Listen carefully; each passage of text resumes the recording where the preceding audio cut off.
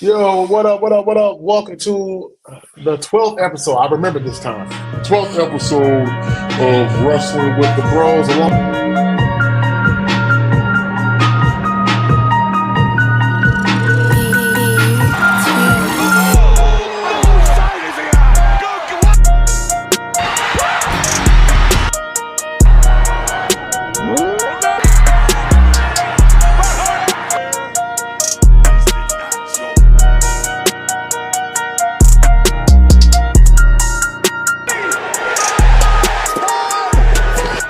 Acknowledge us.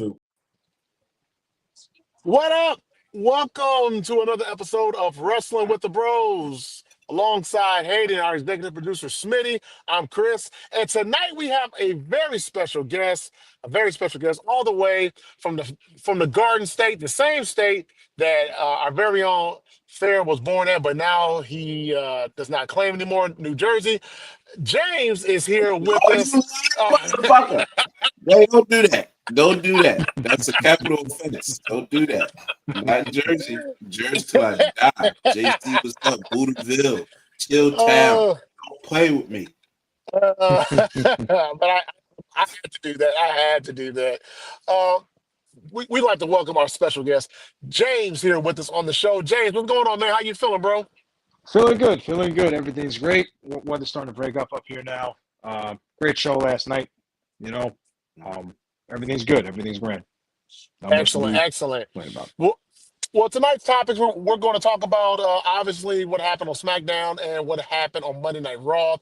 What do we feel will be possible triple threat matches? Because it seems like WWE is teasing at least two of them as of right now, and we're getting some other things. Oh, also too, we'll talk a little bit about the 2 episode premiere of Daredevil. I haven't seen episode 3 yet. I'm gonna watch that later on tonight once I get home and everything. But we're gonna start exactly where Raw ended last night. It was in the Garden, Madison Square Garden, New York City, and our very own James, our special guest James, he was in the building last night.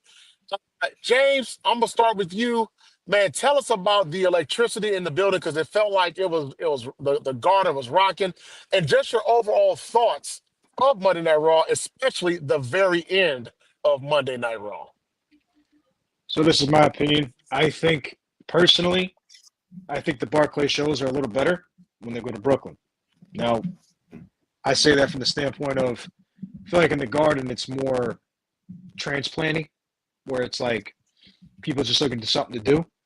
You know, where it's more like, oh, wrestling's in town, let's go see it. You know, let's go spend money, go see it in the Garden.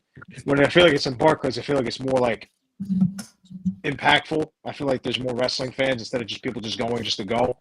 But overall, it was a good show last night. The three biggest things for me now, like when I watch on Netflix and whatever, is when Jey Uso comes out, I want to see how the Yeet reactions are. When I was there last night, it was a little weak in the beginning, and then it picked up slowly as time went along. I wish it was just a little bit more better. I don't know if it's nitpicking, but after that, everything else was good.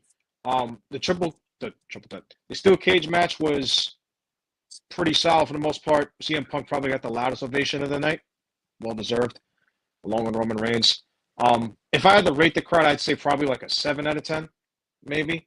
I just think Brooklyn's a little bit more better sometimes, because I feel like it's more wrestling fans. Is that also too because I've heard a few people say this.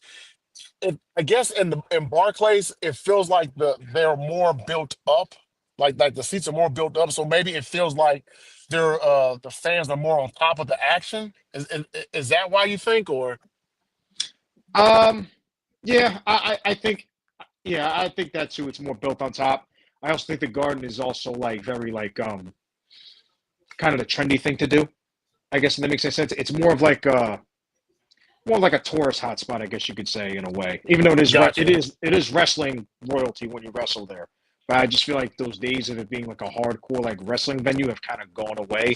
I feel like it went to the Barclays more. Okay, interesting take. When when Roman came out, did you feel like it was? I mean, how was the pop for Roman? Was it pretty loud, or was it kind of like? Like people didn't realize it was him until they saw him on the jumbotron, or what? Well, he didn't really come out in the jumbotron, at least from what I saw. What happened was he came out through the side of the ring, like he came out through the crowd. Like over the. But it was like Okay. it was in front of everybody. So I just hear like I had a good view of this happening. You just see somebody walk out along the side, and you start seeing him jog, and then everybody kind of noticed who it was, and the place went nuts. He probably got. I said Punk got a loud ovation. He just got one just as loud. And the fun fact, he's never missed a Garden show. I read online the other Mm. day. So I had a feeling he was going to be there. I just wasn't sure how it would all come together. But when he did come out to the crowd, the place did go crazy. And when he pulled Rollins out the ring, the place went even crazier. So kudos to them for not, I guess, not ruining the moment by having his music hit. I guess letting him be like a secret surprise, like, oh my God, he's here, sneaking out through the crowd. That was a better idea, I think, than having the music hit and have everybody kind of be like, oh my God, it's him. At least it was more of like a surprise than anything. Right, right. What I did. It did seem like when Io Sky, and I'm kind of jumping to the middle of the show here. When Io Sky came out, and she had and her Rhea and Bianca had that confrontation. And when Io slapped those two, it felt like the crowd really popped for that segment. How was the Mhm. crowd for that segment? Pretty good. They're all three very popular wrestlers, and Io Sky and Bianca Belair is a very good WrestleMania match. Even though I do think Rhea Ripley will get involved in a triple threat and revoke a rematch clause, but they're all very popular, and they all got a tremendous ovation overall. I do think though that the loudest was Rhea Ripley's. Io Sky gets a lot of love from New York. I've been there when she's been in the I've been there with the Barclays a couple times, and she always gets a very loud ovation every time. So same thing with Belair and Ripley, obviously, but the ovation for all three of them was really well receptive. I mean, it definitely was the loudest up until I think maybe Punk's entrance. That's how it sounded like on TV, especially the part when she slapped the shit out of both of them.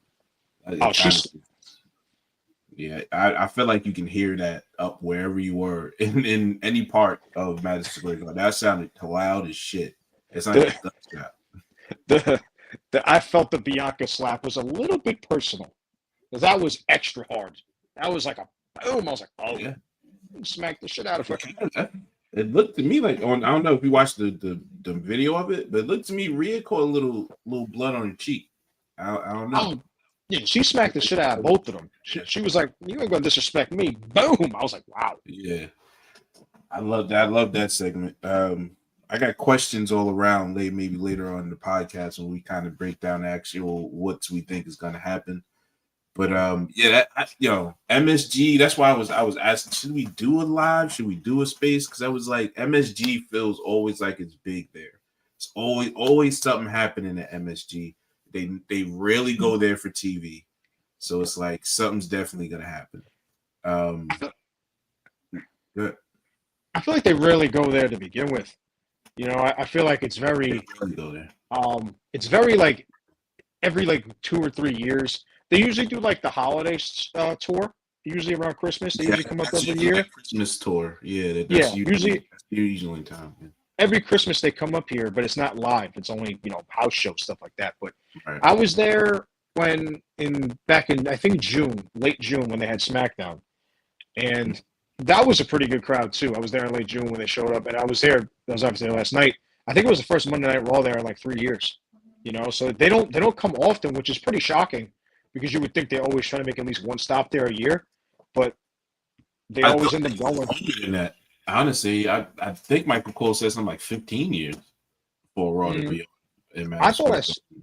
I thought I saw 4. I do know though that the last time the WrestleMania sign was up in the Garden was WrestleMania 20. So that's actually something that's brand new. That was something I was kind of surprised about. I was like, they've actually never been there for WrestleMania season up until a few years ago. So it's interesting, especially now with the way the Garden is perceived and everything. For sure. It's interesting that you said Brooklyn is better. I would probably agree with that because it's probably just the fact that it's newer and it's more modernly built and it's built to hold that type of I don't know, crowd or especially with the sound. Like even with the like I know when you get a pop at MSG, just because you hear it at first and then it goes silent on TV for some reason. And then you kind of pick back up like after the roll. And I'm like, okay, something like it's a like a loud ass noise in there right now. That's how I judge shit. That's how I felt when Punk came out. You heard that pop, and then it's kind of that low tone, and then you hear it come back. Like I don't know if the speakers are old or something like that, but it's just that's how I know it's a loud pop is when it goes out for a second and comes back. I also, you know this too. I also think it's a little bit more of a hardcore crowd at Barclays. Like not to say like New York isn't a hardcore wrestling city like Philadelphia and Chicago. I just feel like it gets more priced out in MSG than it does the Barclays. Yeah. So I feel like that's where it comes in because last night they showed a lot of celebrities, a lot of them. A lot of people in there, all celebrities. So it's just I feel like I said, I just think it's more expensive. It's friggin' like the Netflix promo. Yeah, I think Andrew Schultz was there or something like that, and I was wondering why he was there, and then they showed he had a Netflix special coming out or something like, or he has, or it's already out or something. So I was like, okay, well that makes sense of why he's there. So he also knows Logan Paul. You know what I'm saying? So that was the easy thing to do. Especially, I know if they let Schultz get on the mic, he was gonna kill it, which he absolutely he shitted on Paul. That man said, "I didn't come here to see you. I came here to see the steel cage. I'm from New York. What are you talking about?" Yeah. That's crazy. We ain't in Cleveland, Ohio. Yeah, we ain't in Ohio. We in a real city. You know, he can't ever go to Cleveland. He can't ever go to Cleveland. It's over. No. But I love that was the right use of celebrity, not letting celebrities slap people in the face and put their whole palm in people's eyes and drain out their eardrums. But right use of a celebrity, got a little physical. I'm excited for an AJ Styles Logan Paul match. I don't know about you guys, but I'm gonna love that match. I know I'm gonna love that match. I think that match is going to be really good because AJ Styles kind of fits like the athletic build that Logan Paul has, where they both can do, stuff off the ropes. And AJ is a very good seller even at this point in his career, and I think he'll make Logan Paul look really, really good overall. And I think AJ match can have a match with a broom at this point and put on a good show. So I think AJ Styles and Logan Paul is a good way to teach Logan a little bit more than what he has to know, and it's just a good matchup because there's obviously just he's going to sell for him. He's going to make it look like $1 million. So you have everything already right there. Yeah. Can you all hear me? I can hear you. Can you hear us? Oh, yeah, I hear you. Yeah, my stupid connections. No, I actually think that would be a very good match between Logan Paul and AJ Styles. Logan Paul is very athletic. AJ Styles is a very good worker, and I think they would mesh pretty well together. Um, no, I would actually look forward to that match. I think that's a night one mania. Well, yeah, I think that's a night one mania match. I think that's a night one mania match.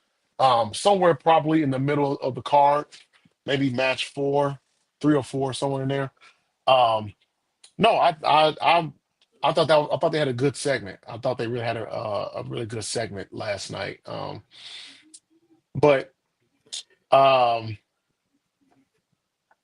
yeah, going back to that statement you made about Barclays being better, just a better venue to watch wrestling than Madison Square. Like I've never been to the Garden. Always wanted to go to Madison Square Garden. Never been to the Garden, but um, fair. I do kind of see your point though, as far as it being uh, more new than Madison Square Garden. But honestly, I would have thought, because it's in New York, it was going to be good regardless. just because it's in New York. But and that's kind of the way. But in a sense, though, that's kind of the way I feel like it is with Allstate here in Chicago. Or actually, it's in Rosemont. If you ever been to Allstate Arena, or anybody who's out there who's been to Allstate Arena, Allstate is a very small venue, and and it feels like you're on top of the action. And that's why I asked, because it's newer. Is it built to where the fans are on top, or the fans feel like they're on top of the action per se, as opposed to Madison Square Garden, where it feels like it's more, I don't want to say spread out, but it's more, open, I guess. But that makes sense. Um, were any dark matches? Any dark matches before or after Raw?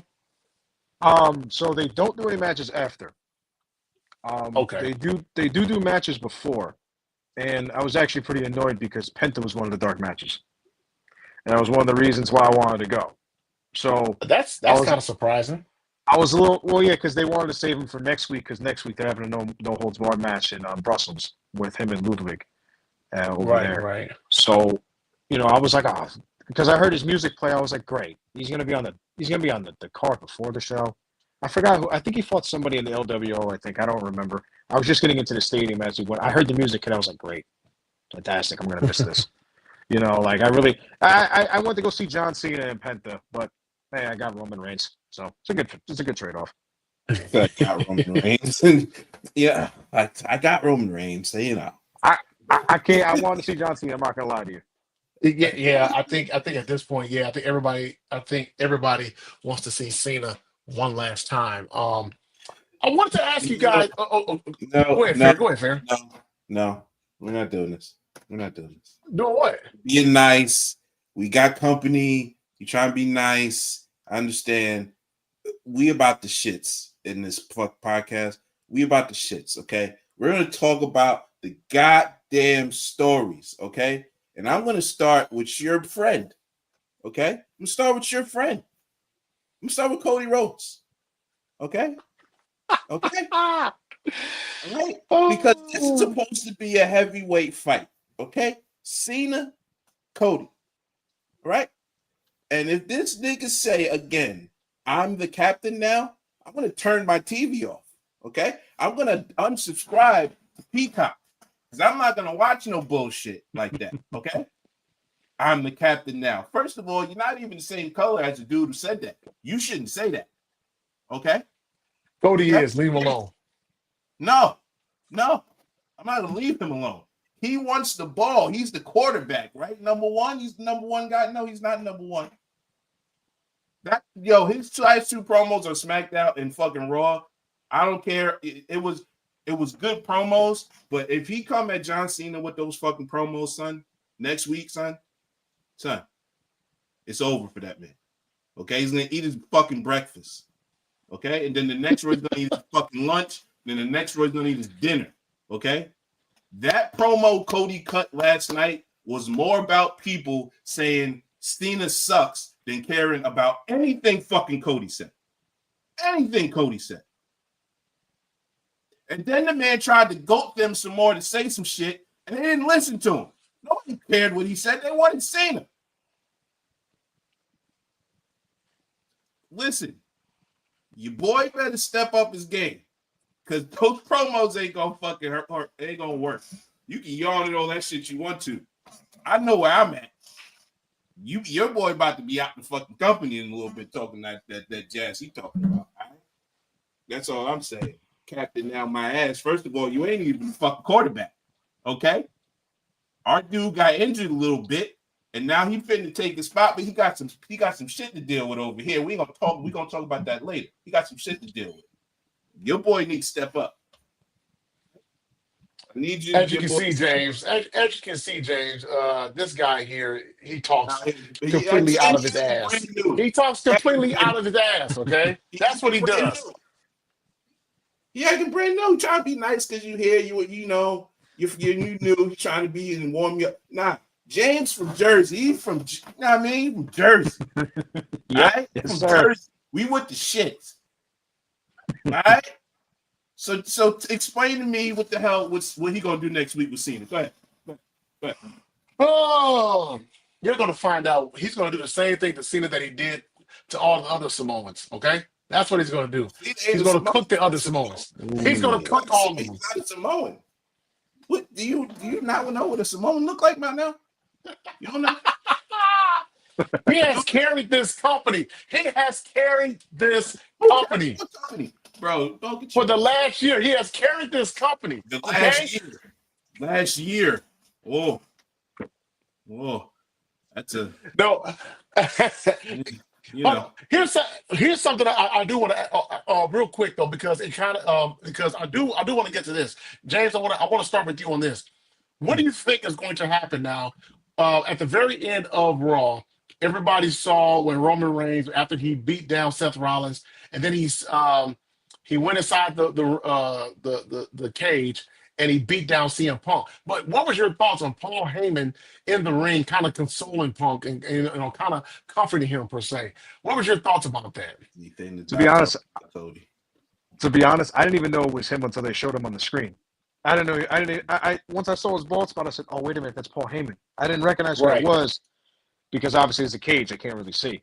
So, what I think's going to happen is, like, you're going to start to see like a little bit of a crack in the relationship between Heyman and Reigns, because obviously Heyman has Punk tried to save him from Solo and Jacob and the Tama Tonga and Tongaloa back a few months ago. And there was a promo when he says, anything you want me to do to you, anything you want me to do for you, goes take me with you to protect you from them. I feel as if at this point, what's going to happen is you're going to start to see like a little bit of like a distrust between Heyman and Reigns, because Heyman's allegiances are going to go back to Punk, I think. I think it's as clear as day. He owes him the favor. We don't know what the fuck the favor is at this point. It could be anything. I think it's a main event shot, or I think it's a number one contender match, or number one contender opportunity, or championship match right off the bat. Whoever the champion is going forward, whether it's Cena or Cody, I think that's the guarantee. But I think you're going to see a little crack between Heyman and Reigns in the sense of like, does he trust Punk more than he trusts me? Does he have these things where it's like, I'm the wise man, but I don't think you're doing it right anymore. Like, I advise you, but I don't trust you because you didn't help me out when I needed you the most. When I needed you the most, you were out doing your own thing. Punk would have taken that bump from me, no problem. He would have taken me places, get me away from these people. He would have got me away from Solo and Jacob. I wouldn't have to be stuck dealing with it, and I wouldn't have to get driven through a table in Madison Square Garden. So I think you're going to start to see that come in a little play where it's like, maybe he trusts Punk more than he trusts Reigns. I don't know if I'm on point with that, but I think that's my opinion on it. Okay, fair. I think you pulling anything. I think they left the door wide open to do whichever creative way they can go through week by week. If you want to ask me what I think or how I think it plays out, I think the favor, because if you look at it storyline wise, just the logic of it, they don't have to do anything to set this triple threat match, but say the triple threat match is on. So who do you start the match with first? Is it Seth coming out here having a problem with Roman that starts off as a one-on-one match and Punk says, no, you cut me out of a match, bang, that's the three-way. Or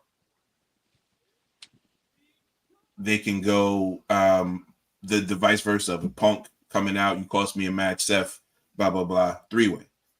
Right. They can make a match for Roman and Seth, and then Punk uses the favor to get in the match. There's a three-way. There's a bunch of different ways you can go, which is the greatness of wrestling as far as when it's done correctly and done with a creative mind, is that if it's always open-ended, it doesn't have to be one way to get to one place. It can be four different ways. Now, if you ask me, I think the favor for Punk, I think the match gets made next week. They'll do whatever, however they get it there, they'll do that. I don't, care about that. The favor will be either Punk manages, not Punk, I'm sorry, Paul manages Punk for that match, or Punk tells Paul the favor is for you to stay away, period. Okay. Staying away, I think, is tough, though, because of Reigns, I think. It'll be kind of tough, because then Reigns is like, wait a minute, I'm supposed to listen. He's my guy. Why are you taking orders from him? So that'd be pretty interesting. Favor. He owes him. Roman Reigns owes him on behalf of Paul Heyman. So now you tell him to stay away, or you say, hey, you have to honor you gave your word, you have to honor it. What does Roman always say? His word is bond, right? So he has to go manage him, or he just has to stay away. If he stays away, the plot thickens. If Paul comes back on WrestleMania, and when he goes up there to help somebody, who does he help? Does he help Roman? Does he help Punk? Does he help Seth? That's where that can go. Like even if he stays as Punk manager or he stays with Roman, I think you can kind of make that favor. That favor will be cashed in by WrestleMania, in my opinion. What if they can be in the match mid-match and say they don't even talk about the favor? Then the favor is Roman Reigns is about to win. Paul helped me win. That's the favor.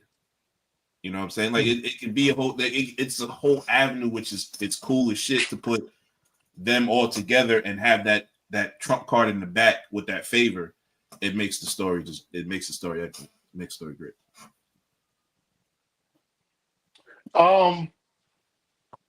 I'm really interested into seeing what where their story goes because I think Fair you had said today you had said that you could possibly see a triple threat match happening. I personally could see that as well too. Don't know. I think it will happen. And I'm kind of along the lines of where you're going, Fair. Punk cashes in that favor at WrestleMania. But James, I'm with you. You can start to see the cracks a little bit now of because Roman's going to be questioning Paul, why are you over there all buddy buddy now with Punk? And I mean, I know they have history, but that's something Roman figures. Hey, wait a minute, you're my wise man. You're supposed to be in my corner. So why are you over there with CM Punk, who, yeah, even though we teamed up with each other for Survivor Series and so forth and so on. He's still the ops per se. So no, I'm really interested. I'm really interested in seeing where that story goes. And just a quick sidebar, and James, you watch AEW more than I do, but do you think that Moxley may have made the wrong decision to go to AEW? Because it seems like Roman and Seth might be doing a little bit better than what Moxley's doing over there at AEW. For my opinion, I think Moxley chose to do what Moxley wanted to do. Mhm. He said that. He's kind of the face of the company, but not the Fair face of told the me to company, say but that. Fair told me to say that. Fair, but He fair said told me to say over the that. AEW people, he said that. Do not come in my mentions, okay? Don't come in my mentions again. No, Fair Don't told me come to say that, ladies and gentlemen. Fair told me to say that. I think But go I ahead. think I think Moxley's kind of like the not the face of the company, but he's definitely like the most like integrated because he's been there the longest, besides Hmm. Jericho and MJF and all that. So, do I think for him? Do I think it was better to leave? No, because I don't think he would have hit the heights that he's hitting now in the beginning with AEW as he would in WWE, especially with Vince Hmm. McMahon, because Vince just put him in matches where it was like, yeah, okay, whatever, you just do what you want to do. I feel like he had more of a direct kind of like impact than what he wanted to do in AEW. But unfortunately, it just is what it is. I think the the stuff that AEW has right now is not good in terms of storyline and writing. With that, what Moxie's doing, what WWE does with Rollins and Reigns has cleared it. I feel like Moxie just wanted to get away from them to build his own path, and I feel like he could never do it unless he left. If that makes any sense. No, it makes plenty of sense. I mean, let me say this: I do catch clips of AEW, and I've seen. But do you also think too that Moxley may have had too much creative control? Mm-hmm. Because sometimes having too much creative control could damper your character in some regards. Well, I'm pretty sure he's in touch with Tony Khan for the creative of the Death Rider storyline right now, which I don't know where they're going. To be honest, it's just one big clusterfuck. It just is. Like they just don't. The way that Edge Cope, whatever he's called now, the way he lost on Sunday, just the way they did it made no sense. Like Christian Cage cashed in the casino chip that they have, and Edge never got pinned, and Moxley choked out Christian Cage, and that's how he retained. But it just felt very like that's your ending, like that's your championship match. Like seriously, like this is the best you could think of, you know, like. What Christian Cage is doing right now has been really, really good too. So it almost kind of seemed like a slap in the face to him because he's been doing really well in AEW and Ring of Honor with his promos and everything, being a real good bad guy for them. But it was just one big mess. And I hope that, I think the next contender to take the belt from him is Swerve Strickland. I hope he does take it. I hope that's the main event in Dynasty in Philadelphia next month. So we'll see where it takes us. No, look, I'm going to start watching AEW. I've been saying this for the longest. I am. Um, I don't know, man. It just seems like from what I keep seeing online from their stories, it just feels like it's not well put together. It's not. It's not. It's not well put together. It's more of a. If you like pro wrestling, if you just like the matches compared to the storylines, you're gonna have a good time. Like WWE has better storylines, not even close.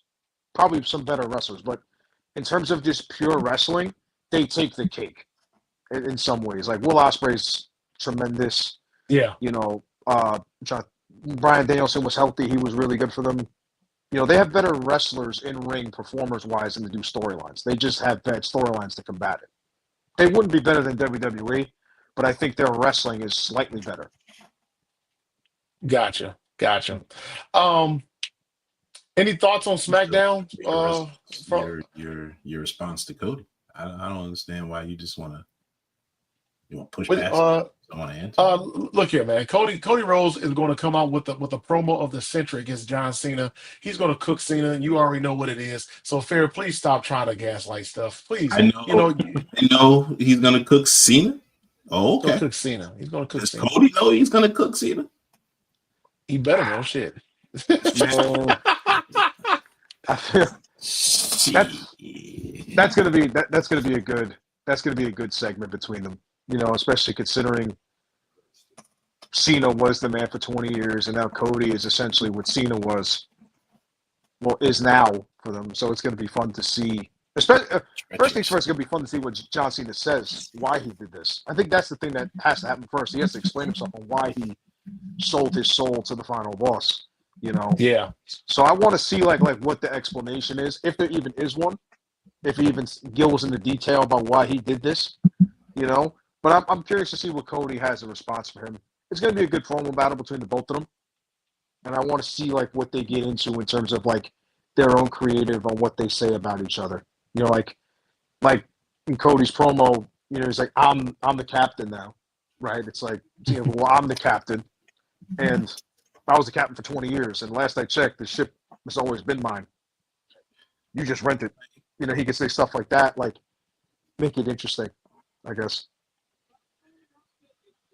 Yeah, no, SmackDown is going to be very interesting come Friday. And speaking of SmackDown, let's go ahead and jump right into it because probably the best, one of the best segments of the year so far was between Naomi and Bianca and Jade, but more so Naomi and Bianca. Fair, I'm gonna start with you, man. Give us your breakdown of what you thought about that segment, man. Because man, hey, they deserve the Oscar, Emmy, Golden Globe, SAG, whatever award you can think of.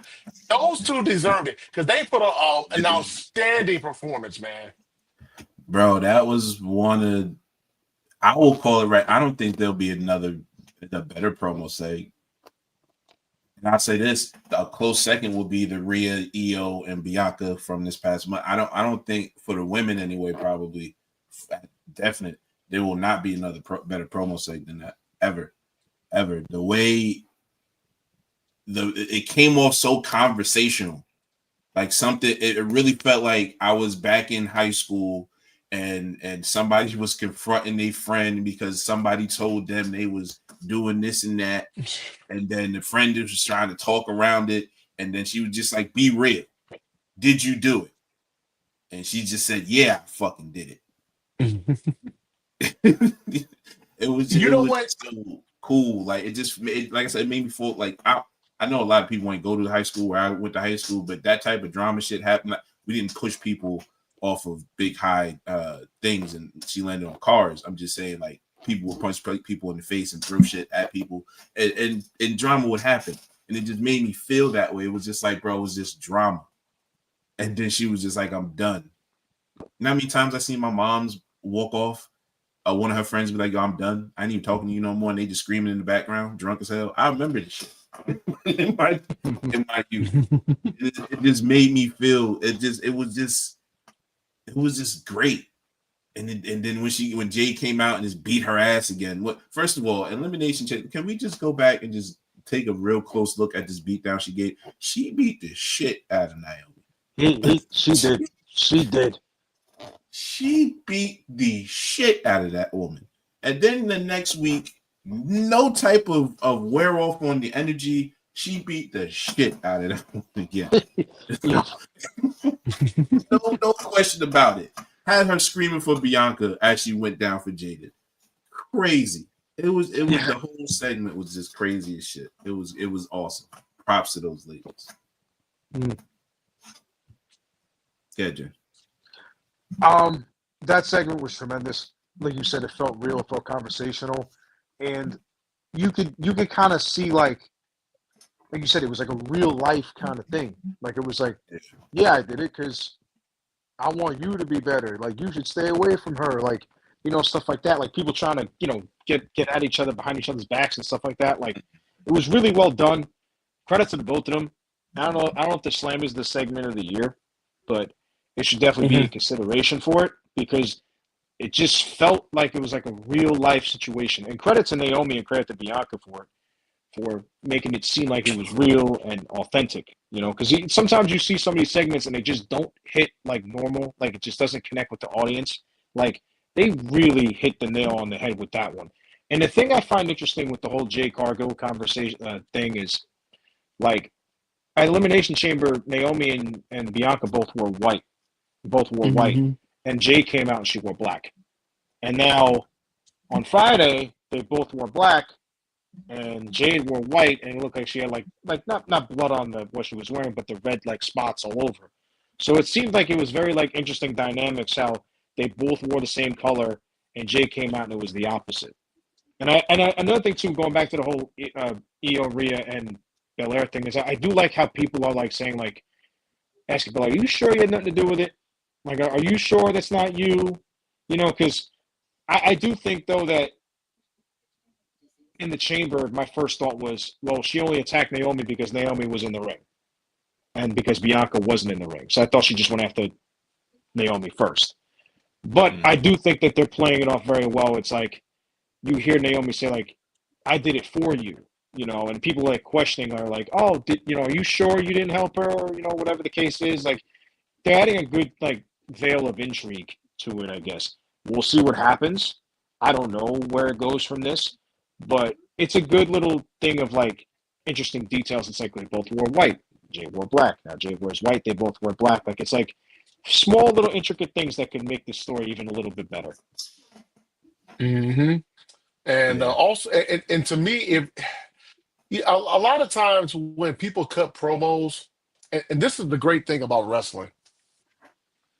A lot of times when you're watching these stories develop and you're hearing these promos, there's a lot of blurred lines sometimes in these promos, and I really felt that going back and watching it, I felt like not only was Naomi what she said was obviously she was directing it at Bianca, but I felt like it was a little bit of it was some of the shots were directed towards the IWC in a sense, just because of how the whole situation with her and Sasha and how they left. A lot of people felt, a lot of people, well, maybe it was split down the middle, but there were people who supported them. Then there are people who told them, good riddance, get the hell on, or whatever. And I think to a certain degree, uh, man, Naomi, she was really convincing. She was really convincing in that promo. And I felt like something hit home with her, clearly. Yeah, something, right. Right. It's definitely hit home for her. Yeah. And that's a great that's a great way of saying it, because I mean, I thought for a minute while I'm watching it, because matter of fact, my wife and I, we were watching it together, and she was like, "Man, Naomi really, man, she really feeling it. She's like she's cutting that promo good." And for a moment, I thought she was about to cry, because like that's how emotional she was getting, and to me, that's what really drove this or what's driving this story really really good. And if you follow them on Twitter, you'll see that Jade and Naomi are reacting with one another. But shout out to Rikishi, her father-in-law, for feeding those lines to to He Naomi, man. definitely Yeah. said in the meeting, bro. You gotta say it like this. And as soon as she said it, I had the gift ready, bro. As soon as she said it, bro, I said, you doing it for the rock sounded ass. Yo, she soon, I know it had to be, bro. I don't know who said it and who told her to do it, but it definitely told her to give this vibe off. That was, I Yeah. said my gift. I seen people superimpose the shit with her face. Talking about I did it for Bianca. I did it for Bianca with Rikishi's face photoshopped. Right. That shit was funny as hell. That shit was That hilarious. shit was funny, bro. That was funny as hell. My bad, I jumped that. But no, like I said, man, that just really, it was a really really great promo. That segment was really good.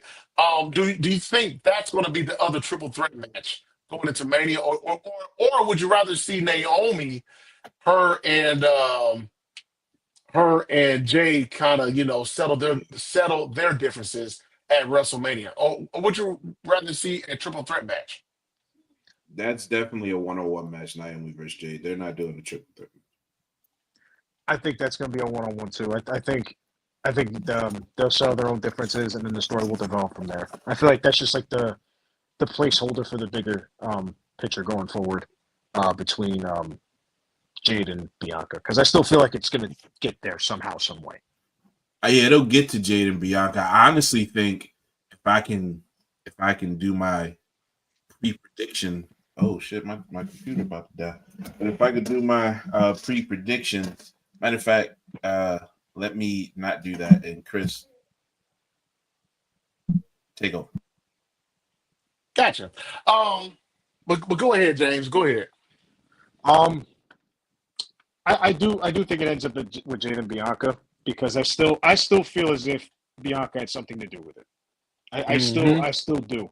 Only because maybe because I'm so like with the bloodline stories, like every small detail matters. Like, oh, like you gotta pay attention to this, pay attention to that.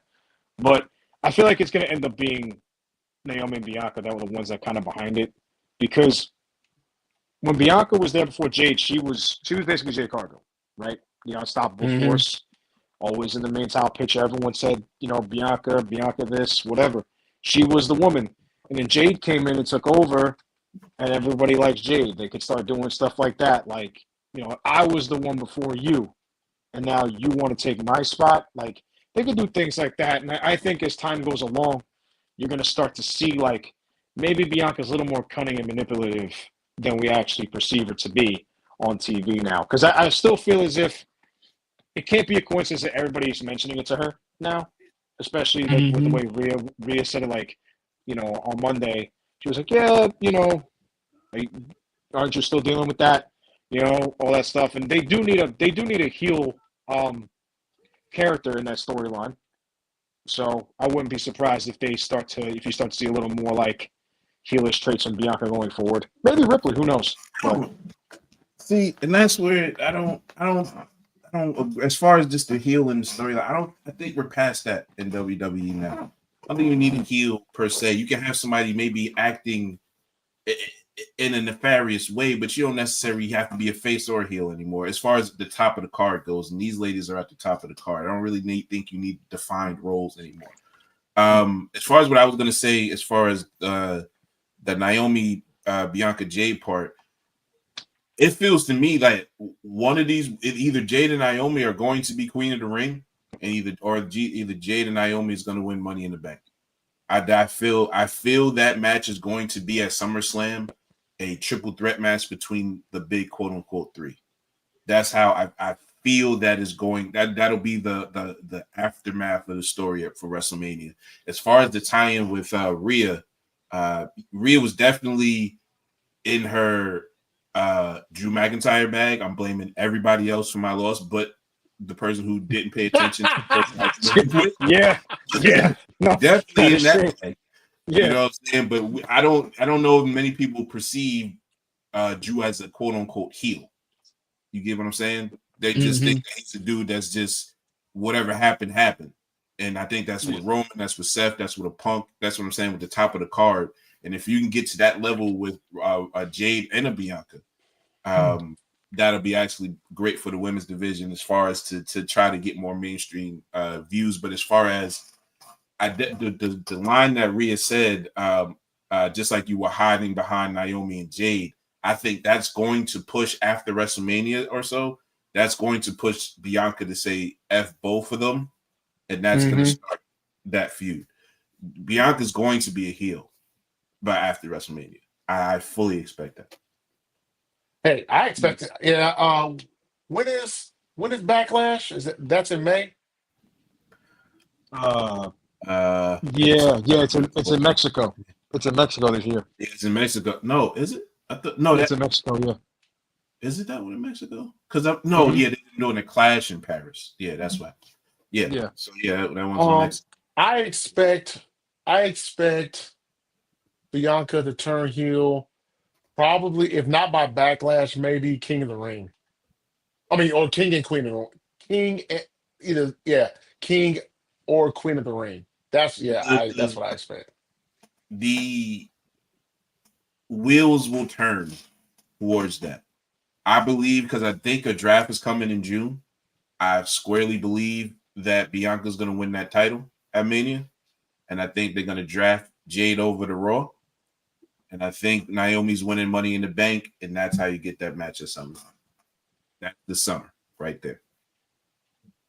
It's in June. I thought it was after WrestleMania. They pushed it back that far. It might be right after WrestleMania. They was talking about after WrestleMania, but I didn't know if they were saying like the night after Mania or a week after. You know what I'm saying? I didn't know if it's right. Because it's usually in June.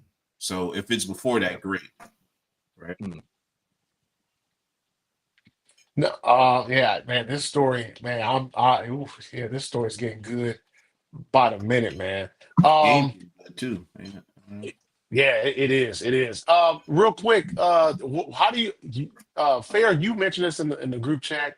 You said that you feel that we're getting Demon Balor at WrestleMania, and I agree with you.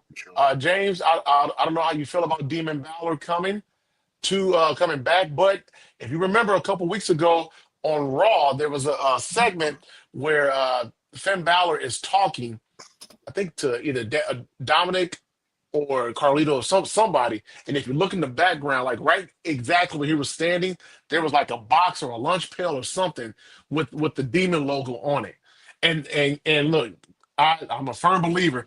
You don't put certain things out there just for the fit, just because there's a reason why you're putting things out there. And the way the Judgment Day are going right now, it looks like they're on the verge of possibly breaking up, and you could possibly see Finn Balor against Dominic Mysterio at WrestleMania 41. James, do you feel the same way about that, or do you think it might go a different route? I do think they split up. I do think he cost him. I think Dom cost Finn next week in Brussels. I think that's when you start to see the demon Finn Balor start to kind of come about. Only because like you see the tension between them. You know, Dominic wants to add a new member, and Finn's like, no more new ones. Like we're good. We got Carlito, Raquel, you and Liv. We don't need nobody else. We're a family. And like especially with the way when Finn hugged Dom, and you just see him kind of look backwards towards Liv, I guess, in a way to say like, yeah, okay, we got in this title match. Like, you know what I mean? Like, I just think he's gonna screw him over, and you're gonna start to see maybe a new member pop up on Monday to kick off the international tour for Raw. I wouldn't be surprised. I wouldn't say they're gonna break up. I do think that Finn is going to get kicked out, though. I think you do get a new member to replace him. I for sure think Finn is getting kicked out. Who do you think that new member is going to be? I think it's Aleister Black. I think that makes sense. Yeah. I think it's Aleister Black because they're going to be in Belgium. I think he's from Belgium, or he's from Holland, or I think he's from Belgium. I think, if I'm not mistaken. They've been in talks for him to come back, and I feel like they want to bring him up to the main roster right away. And it fits with his character. It's the dark, mystical kind of thing, and it would give him a chance to kind of get back into wrestling again with WWE. And I think it would be a perfect. It would cement just a bad guy stable, like a heel stable. And I do think though that they do need to kick Finn out in order for it to stay that way. And I'd be happy for Finn if he got his own singles pushes as a champion or something else, because I think he's criminally underrated and he doesn't deserve the nickname Finn Balor from the internet community, wrestling community. So, I think he deserves better, and I would hope that It's funny. Yeah, so I think he deserves his chance to be on his own to get his chance again. Finn Balor is hilarious. I need to. I need to know who made that up.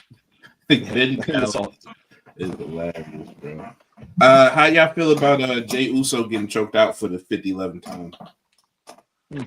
They're just trying to say at this point, they're just trying to, keep building that story. I mean, heck, we have what's today? March 11th? Mm-hmm. No, yeah, March 11th.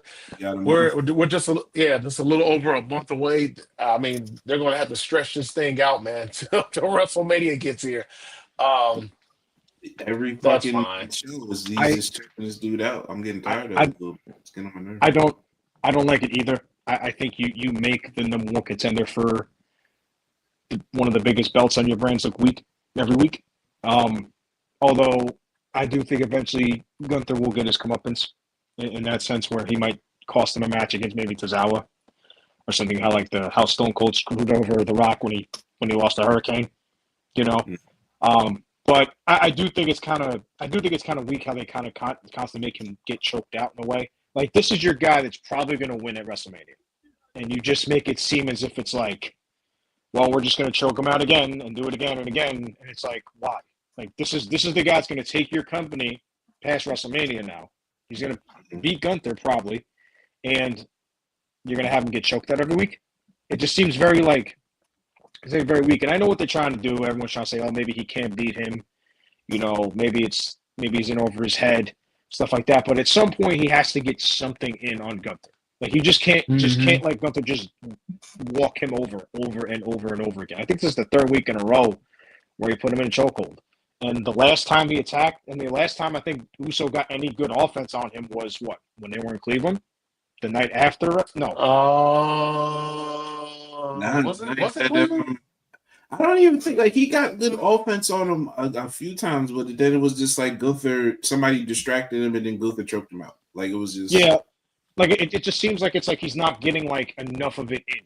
You know what I mean? Like, if that's the guy going forward, you at least have to let him put up a fight, especially it doesn't have to be every week where Gunther comes out and puts him to sleep.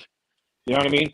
It could be once every 2 weeks. To interact every week. Stop interacting. And that too. Yeah. Interact. That too as well. It's annoying. Yeah, that was my next question. Do you keep those guys away for a certain period of time, or what? I think you almost kind of have to. Yeah. Sorry, my bad. Fair. Cut you off with it. No, you're good. You're good. No, you're good. Fair. Zayna. Oh, you want me to say something? I was just wondering. Do you keep them away from each other, and just take little shots here and there, but just keep them physically away from each other until maybe 2 weeks before Mania gets here? I mean, I don't need Gunther coming down after matches now and choking somebody. That proves nothing to the audience. You feel what I'm saying? It does nothing. It doesn't build Gunther. It's not making him look tough. It doesn't build Jay. I guess you can build the sympathy aspect to Jay, but my philosophy now in that it's nobody cares about that really anymore. That's not how you build sympathy, is by letting somebody get choked out 4 weeks in a row. That's not how you do that. I don't know, but I may do something better. Put them in tag matches. I mean, Ludwig Kaiser's right there. Why don't you have them interact? I don't know. Like, just do something. Like, it feels lazy on that part. And I don't know if the word is kind of being just pushed to the side, or maybe they're not paying as much attention because they got so much other shit that's popping off right now. But right now, your number one contender for your second title is not looking strong, and your champion is also not looking strong. Like, it's kind of crazy. It's not feeling great to me, and it's feeling really match one-ish, night one to me. Like, just to get the heat off and let them win real quick and go on with the matches. Like, it has no substance yet. And maybe because Jake he keep hitting to this crash out mode he's about to go in on. Maybe if you get that off next week, maybe I'll feel different. But right now, I feel no want to even call that not a bathroom break match. Like, it's nothing. It means nothing right now. Right. Yeah, they're gonna have to figure out something quick, fast, in a hurry. Quick, fast, in a hurry. I mean, like I said, we're a little over a month away, but we'll figure out something here of what. Well, hopefully they'll figure out something and what to do with Jade and Jay and go back to the Bianca Rhea and Io promo, because I feel like we didn't really talk about that. That promo was also great. Like, just how when Rhea came in and pissed Bianca off, and then Bianca went straight hood, it was like, see what you not gonna do. Like, and then the mushes to Io. Yeah. Because first of all, I was like, you gonna mush somebody and talking about they not getting punched in their face right away. But she went up there twice and got mushed. So they deserve to get slapped. Okay. They deserve to get the shit slapped out of them. But the needling with Rhea with the drama on the other side, on the other show with Bianca getting aggravated pretty much and saying, if you want to do something, you here right now, do something, like that. Definitely was a great and I feel underrated segment that people are talking about it, but really the takeover happened when Roman came, and then it just kind of took off. But I just need to give that segment its props. No, I agree. No, that was a great segment. I definitely enjoyed that segment. That felt kind of authentic to it. And you know what? It kind of gives, going back to what you said, Fair, about how people are starting to call out Bianca about some of the things that she's done or what she is as a person. And it seems like they're saying about it backstage. Kind of gives you that John Cena feel. It kind of gives you that's female John Cena. Yeah. It kind of gives you that feel, and that's what I think. That's why I'm hoping they really pull the trigger on her going heel soon.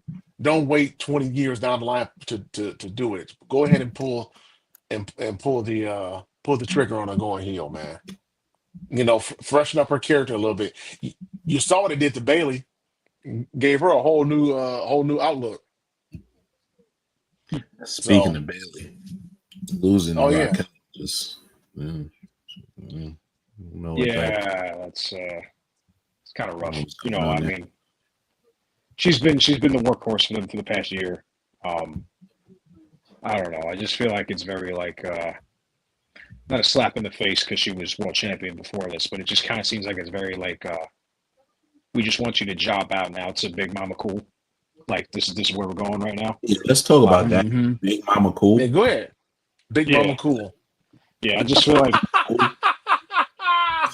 yeah, like it's just it just I don't get it. I don't understand. Like, it's just I don't know. I just feel like Bailey is losing these matches for what? For what? Yeah, I don't know either. I don't know either. Listen, sometimes it's just your turn. Ain't got nothing to do with respect or anything. Sometimes it's just your turn to job. Yeah, when you put it that way, yeah. It's just your turn. Becky did it. The only person really who hasn't done it, especially in the women's division, is Charlotte. I've never seen her go on an extended job out. session. Yeah, No, everybody does and it. Charlotte's not going to do it. Let's just keep it a buck. Yeah, she's not. Never. She's not Never. going to do it. Let's talk Never. about how the fucking match is trash. That she, I don't know. I don't the disinterest, in my opinion, from mostly Charlotte. Like just coming in, I feel like she just came in. I feel like when she was gonna come in, she was gonna come in with refreshed vigor. She got, Triple H there. She can maybe do some things.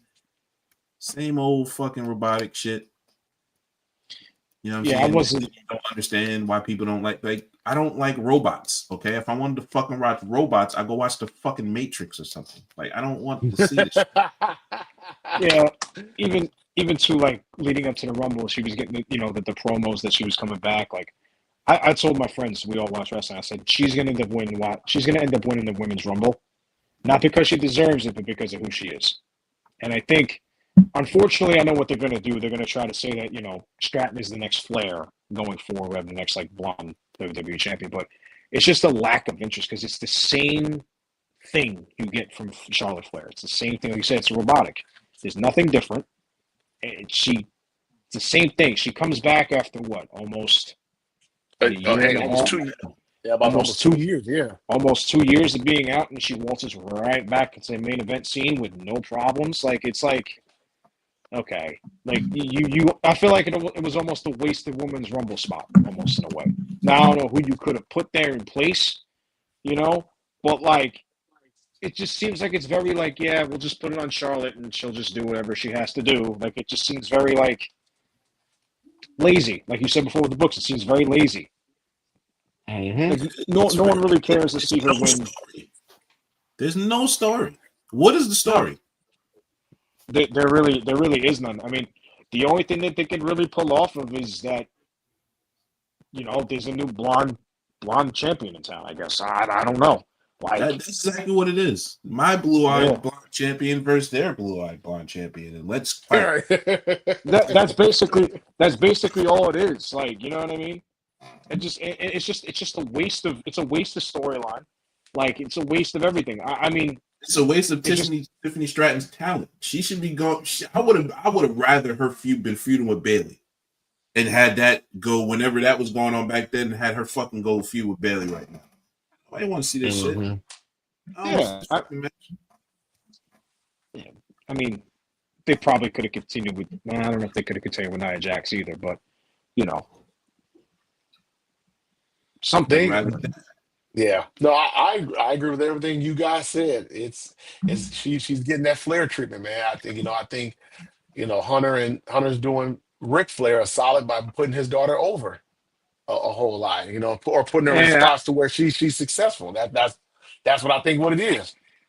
I'll tell you this right now. I hope to God, I hope she does not beat Tiffany Stratton. I really don't.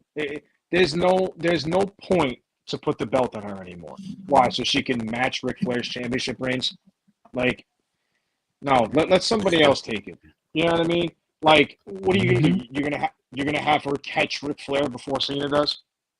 You know what I mean? Like, you know what I think it is? You know what I think it is? I think they want to have Cena win 17, and then I think they want to have maybe by next WrestleMania her have 18, and that the shake the hand of the person who gets 18 be Charlotte Flair in a year and a half.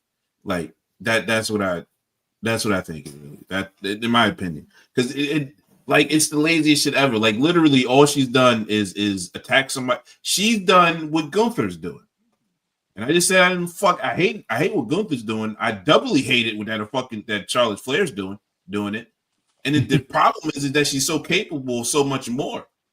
Like, why would you allow somebody to put this shit on paper for you to do? It doesn't do nothing for you. Like, just because if you're going over, great now, but everybody hates you because you're taking time away from good storyline. Like, it doesn't make sense. Like, why wouldn't you want better stories? Why wouldn't you fight for Why wouldn't you fight for this young woman who's about to get her first WrestleMania moment? Why wouldn't you want a better story for her? Because now Charlotte, and it don't mean shit. like I said, I think Triple H is doing doing her a favor or for her dad. You know what I'm saying, by putting her in all these spots because Flair and Hunter are good friends and all that stuff. So that's what I think is what it comes down to. Whatever. I So just want good stories, and that ain't, and they're not telling a good story. So whatever. yeah, I I'm with guess you Old on that. Hive is gonna attack me for that now, and I'm The gonna just Charlotte say Hive. I'm just gonna say what I'm gonna say on the tweet. So maybe I won't even. Maybe we'll just clip this, but I'm not the one writing the fucking story, so don't get mad at me. All right. Real quick before we get out of here, Daredevil episode, Daredevil Born Again, that premiered last week. Episode 3 is on tonight, but episode 1 and 2 premiered last week. James, have you seen it yet? I'll be honest with you, I haven't seen it yet. I mostly Yep. kind of just stick Okay, with the movies at this point. I'm about to So spoil the shit out of gotcha. this for you. you can say what you want. I'll probably, you know what it is? I'll say I'll get to it, and then like 2 years go by. So you don't watch Daredevil yet? I'm like, nope. I'm horrible. I'm horrible with TV shows. I'm horrible with movies. I'll be there first person in the door, no problem. TV shows, I kind of slack a little bit. Gotcha, gotcha. Fair, you want to go ahead and talk about it, or? Yeah. First of all, I am a movie dude, but lately, just because look, when I'm 40, I ain't got nothing to do, so I watch TV now, and that's why I'm watching everything that I watch. But I stay out of trouble watching TV. That's what I do. But as far as the show though, the first, what was it, 15, 20 minutes of that Yeah, other like something show like that. Yeah. was the craziest shit ever. Like the fight between him and Bullseye, obviously Foggy catching a bullet, like Foggy duck. Like, why is you just standing up at this point? Like, duck.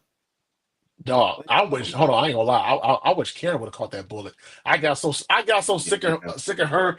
Dog, listen, I got so sick of her watching the replay or watching Daredevil the first 3 seasons. I rewatched it he's annoying. every time, dude. She cried everything, man. Like if they were out of toilet paper, she cried. If they had no toothpaste, they cried. If the sun didn't come out, she cried. Like, oh my gosh, would you stop crying? Oh my Bitch. gosh. You know what I hate about, and I don't want both of them could have got shot in my fucking opinion. But you know what I hate about Sure. Foggy? Damn. Foggy, in my opinion, like when this dude found out he was Daredevil, right? Like, what you so fucking mad for? Like, what Like, you man, just what took are you me? doing? You've been in a world where Superman is in the comic, right? It's in continuity. Superman and DC exist in Marvel Comics. You know that. You read his goddamn. You know that he ain't tell you because he didn't want you to get hurt. What the fuck is you so mad about? Why is you so Tell me, man. mad? You need to tell Like, me. it don't make no sense. I hate characters like that. Why you ain't tell me, man? We already could, because you act like this. That's why you act like a bitch. Shut up. It's the Okay? it's the same thing how, Spider-Man wouldn't tell anybody that he was, Spider-Man. Peter Parker wouldn't tell he was Spider-Man in a way. You know what I mean? It took until his Aunt May to find out in the movies, but it wasn't like he was going to tell Ned or MJ. You know what I mean? What superhero Uh-huh. tells anybody there's a superhero? Yeah, unless Exactly. it's a close person. Like you But live in a even world with then, Iron Man, unless he told you, he literally told you he was Iron Man. He told the world he was Iron Man. They didn't know Exactly. who the hell the rest of those dudes was until they told you. So And you relax. know what? And I'm a big proponent. I don't like it when superheroes tell people their identities. I hate it because now, guess what? It's bad enough I got to go out here and protect you, but now, I mean, I got to, stop the bad guy, whatever, and save the world. But now I got to protect your ass from possibly getting killed or getting hurt. So Right? just If because this of the dude, fact they know who you are. Like, oh, right. Fair is such and such. Oh, James is such and such. Oh, I'm gonna go after their family. But no, don't tell the identity. yeah. And if you find out, okay, cool. Like, shut up. That's why I didn't want nobody to know, because nobody's supposed to know my secret. I don't want nobody to know, obviously. So I went on a tangent. I go on tangents, James. That's what I do. That's fine. Just- I've hate that guy. I've been around you long enough to know, so it's okay. Yeah, I hate that about characters. But Foggy obviously Foggy dying. And then they kind of fast. I think what did they say, 5 years or something like that. They fast forward. 1 year. One year. 1 year. Was it 1 year? Okay, so 1 year. They go to Kingpin and his wife. She's running the spot now.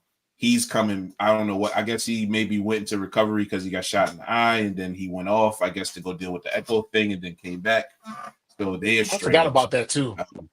Yeah, like it's just like it's in my opinion that they tied the first 2 episodes tied them into the continuity of Marvel, kind of like they kind of just buttoned that up, and then I think 3 and the rest of the episodes are just gonna be Daredevil, bro, hyper violent. I mean, ain't nothing scaled back about it.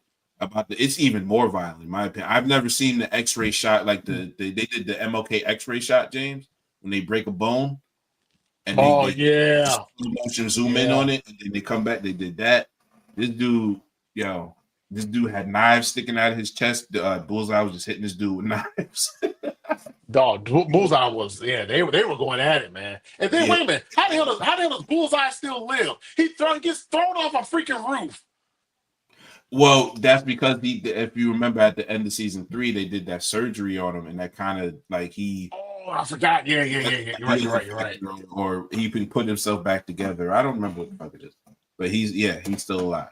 But the fact that he just like he heard Homeboy's heart stop, Foggy's heart stop, and this nigga he yells real loud, and he just pushed him over. I mean, literally, he was like 15 minutes of the fucking show, bro. That he literally they fighting full out. He hears his friend die. He looks at this dude and just threw him off the building, bro. It was so crazy. So crazy. But yeah, I can't wait. I'm actually, as soon as we get off here, I'm gonna go watch that. Me and my wife. That's me and my wife's show. But so Foggy's dead? Born again? Foggy's dead. Yeah, Foggy's dead. Yeah, that's cool. Foggy's dead, and Cameron moved to what they say, San Fran. So she's San Fran. Yeah, she's in the first 2 episodes. I don't know if she's in any more of the first season, but supposedly she's in the second season that they're filming. Oh, okay, that's cool. Maybe I'll watch it. I don't know. And apparently Foggy is too in the second season. So I don't know if that's flashbacks or whatever, but yeah. And supposedly also, just a little side note I got on the internet before we actually started, the 3 episodes 3 and 4 were actually supposed to be episodes 1 and 2 before they did the rewrites. So I'm assuming we get a lot of exposition in these next 2 episodes. Probably. Yeah. So, all right. Well, ladies and gentlemen, thank you so much for tuning in to Wrestle with the Bros. Thank you to our special guest, James. Appreciate you, man, stopping through. You can stop through anytime, man. You want to come and talk to us. Matter of fact, you might be our AEW correspondent, at least for me, so I can be caught up. That's fine. No, I am going. I'm going to start watching AEW. I've been telling myself, I said I'm going to start watching it. I'm going to start watching it just because, man.